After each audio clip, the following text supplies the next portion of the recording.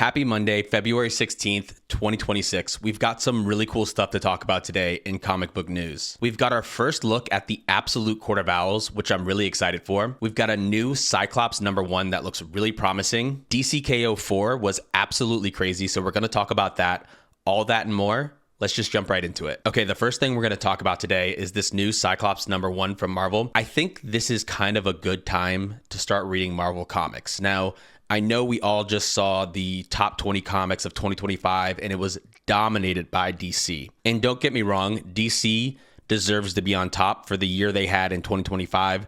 The Absolute Universe was amazing. Matt Fraction's Batman run has been selling really well. DCKO is great, I think, so far. But Marvel has a lot of stuff that's coming to a close right now. And I think we're about to start seeing a new kind of era from Marvel Comics going forward. We've got the Ultimate Universe coming to a close, and all those titles are ending soon. We've got there was like an Imperial event that was going on, I think is coming to a close or is already finished. And then we have the X-Men just getting through the Age of Revelation and now moving on to Shadows of Tomorrow. So a lot of stuff coming to a close, and I think the fire is lit under Marvel to compete with DC Comics next year. And I'm interested to see where they go. And since all these stories are closing and we're getting a lot of new #1s and things like that, there's a new Storm #1. I think it's a good time to pick up some Marvel, titles that maybe you wouldn't have before and see what Marvel has in store for us. So all that said, Cyclops #1, I did read this. I was kind of excited for this. One of my favorite X-Men characters. The art looks great. It was very good. They're really steering this towards a more savage Cyclops, one that doesn't care about optics in both ways so much. Actually, I took that from this title right here. Literally and figuratively. I think that was a good way of putting it. And then also we have this cover for Cyclops issue 2, which looks really amazing. And again, fits really in line with what they're trying to do with Cyclops going forward here. So yeah, this cover looks amazing. Let me read a little bit of the article about this. Anyone doubting what's to come in Cyclops #1 need only heed the first 2 words from the press release. Cyclops Unleashed. It's complete and utter savage mode for Cyclops, and nothing less will be accepted by fans nowadays. I think that's true. And the thing about Cyclops is that he was very underpowered in the Fox X-Men movies. I liked him in those movies. I think the actor did a great job. I'm not trying to trash those movies. I'm just saying Cyclops in the comics is way more powerful. His tactical mind is amazing. He bounces his beam off like different walls to make these incredible shots, kind of like Captain America throwing his shield. He has a lot of potential as a character and a lot of power that they didn't show in those movies. But I think given that trailer for Doomsday, we're going to see a much more powerful version of Cyclops that we've always wanted to see in the MCU. So I'm happy that that's the direction the comics are going. I'm happy that that's the direction the movies are going. And I thought this issue of Cyclops #1 was pretty good. I think it's, again, like I said, I think the art's great. I think it's going to show the true power of Cyclops. I think the writing was very good. And like I said, let's give Marvel a chance here. Let's pick up some of these titles and let's see what they can do. Let's see how they can compete with DC. So let me know what your thoughts are on this story in the comments down below. Okay, next we're going to talk about this article. DC shows off Absolute Court of Owls, and they are totally different. Now, it's not too surprising. We know that they're going to be different. It's the Absolute Universe. Obviously, I'm a big fan of the original Court of Owls. I'm a big fan of Scott Snyder. It's one of my favorite Batman runs of all time. I think it is, in my opinion, definitively the best modern Batman run. You can argue with me in the comments on that, but I think New 52 Batman is the best modern. I have the first appearance of the Court of Owls, which is right here. Really cool issue and really cool cover. First appearance of the Court of Owls. Love that book. And then I've also got the first issue of the New 52 run of Batman, which, as I already said, Scott Snyder, Greg Capullo. It's amazing. If you haven't read this, it's a must read for Batman. But yeah, so I'm a big fan of the original, creation, and for me it's like, can it get any better? I don't know. Let me mention this before we take a look at the Absolute Court of Owls. This part of the article says Scott Snyder has been trying a new approach where he will redact covers until right before comic book retailers have to lock in their orders so that it won't spoil advanced stories, but retailers will still have enough time to order books knowing what the covers will look like, which apparently is kind of an important thing. With Absolute Batman 17 out next week though, Absolute Batman 18's cover, which was previously redacted, was accidentally unredact it a week early. And it's the shocking debut of the Absolute Court of Owls. So yeah, that's something Scott Snyder's been doing, redacting the covers leading up to, big reveals, which I think has been pretty smart. I mean, obviously this one got leaked, but we'll have to see if the comic book industry as a whole kind of follows suit with that, because I think it's really built up anticipation for these issues, for things like the Absolute Court of Owls, the Absolute Poison Ivy, and so on. Here they are right here on the left. Let me see if I can get the bigger image here. Okay, it's kind of blurry, but this is what the Absolute Court of Owls looks like. Now, I will say this looks more like a militant group, whereas the original Court of Owls was a group of high society people, that were like basically in suits and wearing the owl masks, and they were like these rich people that put people in in mazes and all this kind of crazy stuff that typically rich people do that are evil in stories. And then they had talons that would go out and fight for them, and those were their warriors. This looks more like the Court of Owls themselves is some kind of militant group, and I think they are somehow tied into Arkham and Poison Ivy and all this other stuff going on. We don't know exactly what's going on with them yet, but this does look interesting, and I would like to see what the twist is of the Court of Owls in this story, and what role they're going to play in the overall, the larger picture of Absolute Batman and the Absolute universe. I think they still are this kind of like secret organization in Gotham, but like I said, we'll have to see what the real twist is when it comes to the Absolute version of the Owls. So yeah, let me know what your thoughts are on Absolute Batman, on the Absolute Court of Owls, on Scott Snyder's kind of redacting cover thing and things like that. And just let me know all that in the comments down below. Okay, next thing we're going to talk about is DCKO issue 4. It was absolute insanity. I loved it. I want to know your thoughts on DCKO so far. I know that most people are liking it, but I've heard some people say like they're not loving all the different parts of it. Overall, for me, love it. This article says DC just revealed the one villain who can truly unalive Superman. And then I've also got another article here. Batman finally unalives the Joker, and DC fans barely realized it. I should actually stop here and say, if you do not want DCKO 4 spoiled for you, skip forward to the next segment of this video, because I am going to get into everything that happened in that issue, and I'm going to show some images and stuff like that and talk about its significance. So just that's a warning now. Skip to the next story if you don't want spoilers. First of all, let's talk about this one. Batman unalives the Joker. Yes, he does. This is awesome because I think this is the first time, like canonically, like for real in the comics, that Batman has actually silenced the Joker. Obviously, these things that happen in the tournament for DCKO are not permanent. However, it is true. And okay, first, yeah, we got a parademon Joker. That was pretty cool, I think. Come on. I mean, comics are forever just mashing up two things we like and into a character, but this was still pretty cool. He looks awesome. Anyway, like the point I'm trying to make is this really did happen, where Batman actually takes him out. Let's go to that page. Hold on. So, Batman has been battling his way back because he cheated, at least according to the Heart of Apocalypse.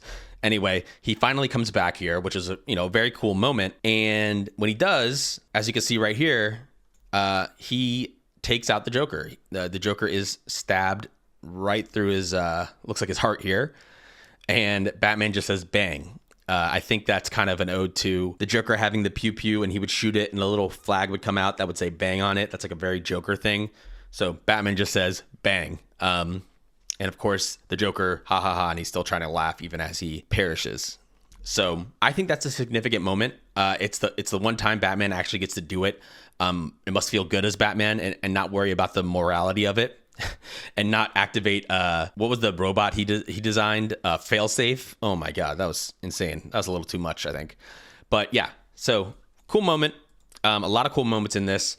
But the other thing is that, as I was talking about before in the first article, DC reveals who can truly take him out. Now, I think this is wrong because the only reason that Lex Luthor is able to do this is because he's weakened by Kryptonite and by Darkseid. Oh, and by the way, we get some really cool stuff in here with the Trinity fighting their absolute counterparts. So Batman versus Absolute Batman, which is really cool. Yeah, there's more of them fighting. We have Absolute Superman versus Superman. This was amazing to see as well. Obviously, this is like possessed versions of them, and you could argue that they're maybe a little underpowered, but the original trilogy wins. So, and I think that's right. That's what should happen. Absolute Wonder Woman versus Wonder Woman. But anyway, Batman is weakened because he's been stabbed with Kryptonite by Absolute Batman.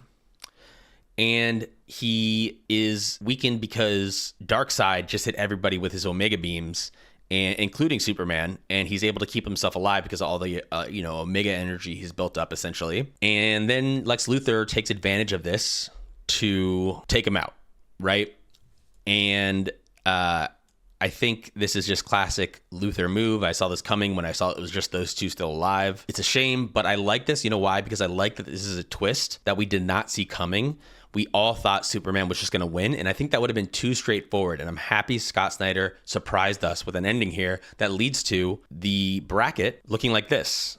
We have Luthor and Darkseid as the final two opponents. I'm interested to see where this goes because no one thought it was going to be Lex Luthor and Darkseid at the end. That seems like there's no good ending in that case. We don't want either one of them to win, right?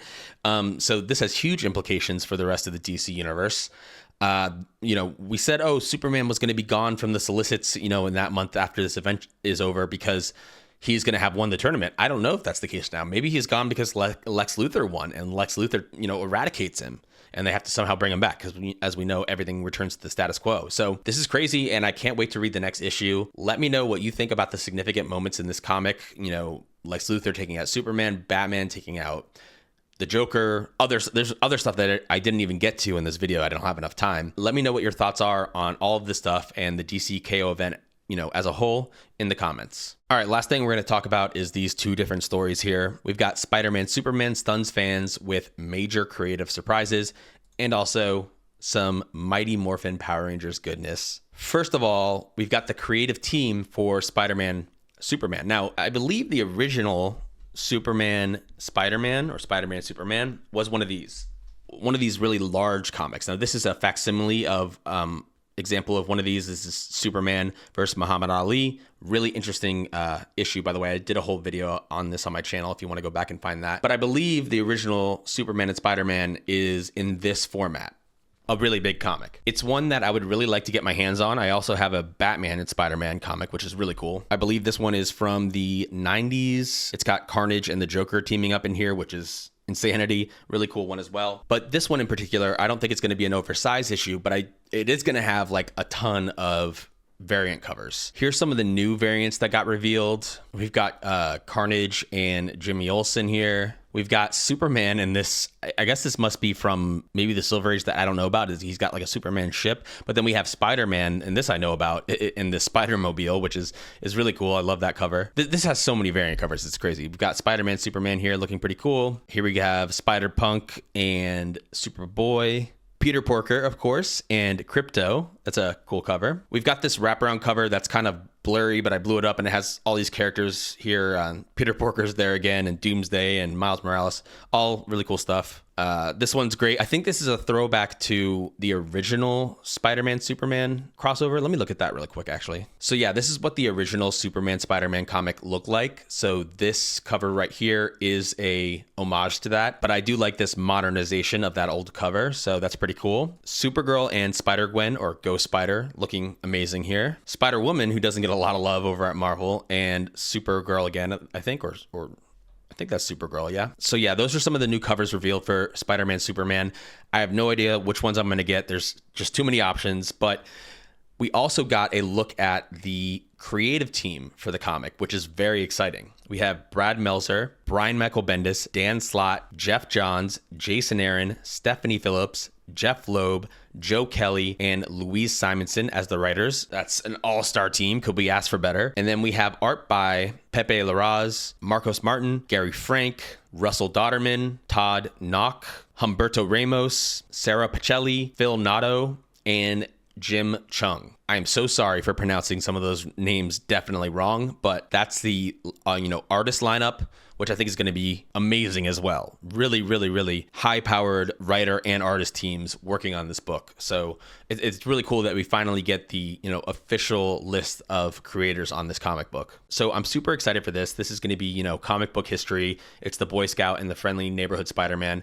I'm very excited for that. Let me know what your thoughts are on this. But I also wanted to squeeze in one other little story here at the end, which is about the Mighty Morphin Power Rangers coming back.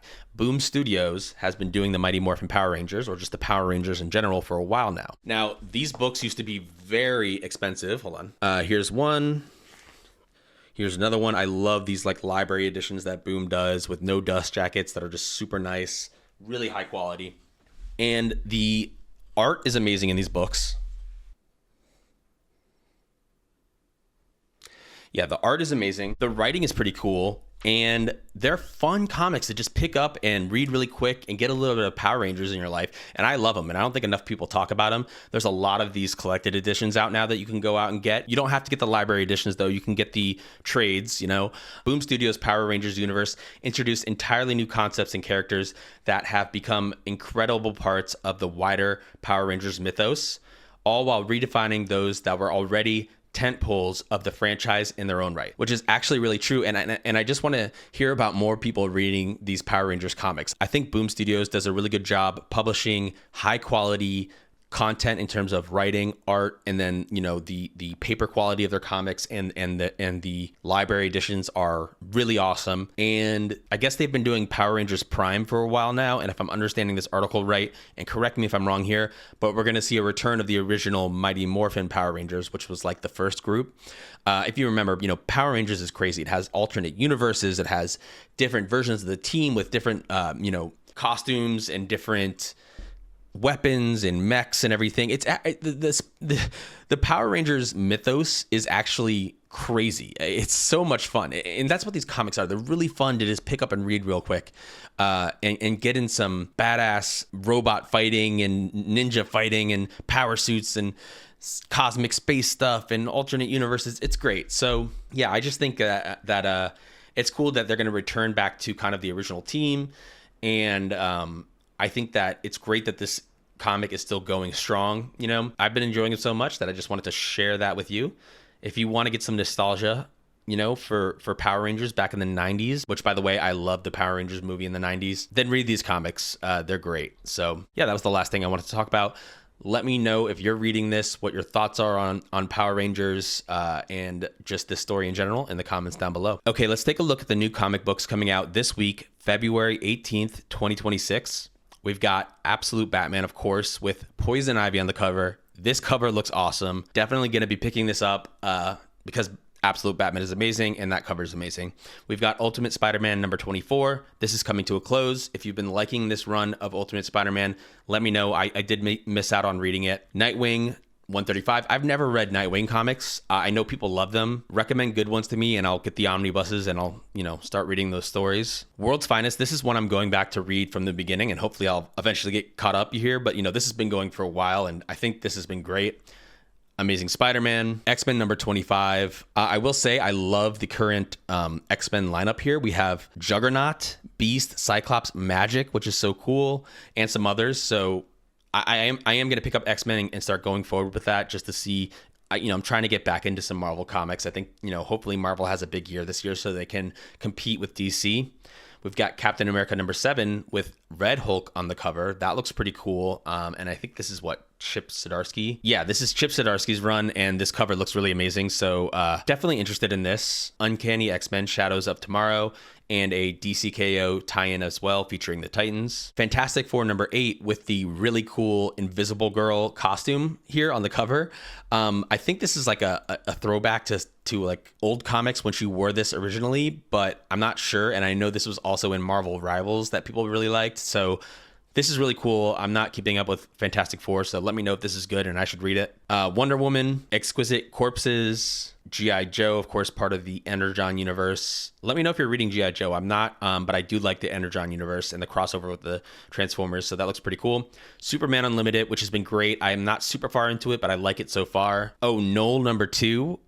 Definitely going to be reading this. That's a, for sure, really cool pickup, and I want to see what happens with this character, one of the most powerful characters in all of the Marvel universe. We know he's going to clash with Thanos eventually. We've got the new Avengers over here looking pretty cool, and some other stuff. This Doctor Strange looks great, but yeah, let's take a look at the omnibuses now that are also coming out this week. Okay, we've got The Flash by Mark Waid Omnibus Volume 3. I'm definitely picking this up because I have the first 2 volumes, and I have most of the Flash omnibuses, so this is going to fill a gap for me. And then Superior Spider-Man Returns Omnibus. That is interesting. I haven't read my Superior Spider-Man Omni yet, but it's definitely on my list because I know that's supposed to be a really good run. Hidden Empire, this is a Star Wars omnibus. We've got Green Arrow from the Golden Age, and then Rick and Morty. So yeah, that's the omnibuses coming out this week. Let me know what your thoughts are on the different comics coming out this week, the omnibuses, which omnis and comics you're going to be picking up, what you're excited for, and anything that should be on my radar to read in the future. Let me know in the comments. Okay, that's it for this week's comic book news.